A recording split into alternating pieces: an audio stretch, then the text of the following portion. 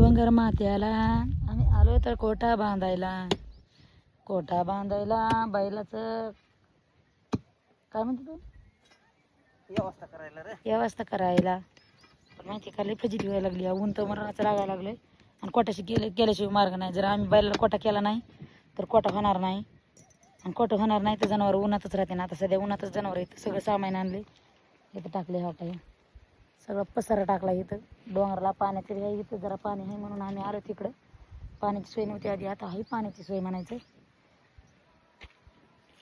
पण कसं वाटायला लागलं इथलं वातावरण तुम्हाला कमेंटमध्ये सांगा. मला तर भारी वाटायला लागलं पण अंधार पडल्यावर बापरे बाप कुणीच कुणाला दिसत नाही. वाघ येतो का बिबट्या येतो का कोणी येतं काय येतं काय येतं काहीच मिळणार नाही.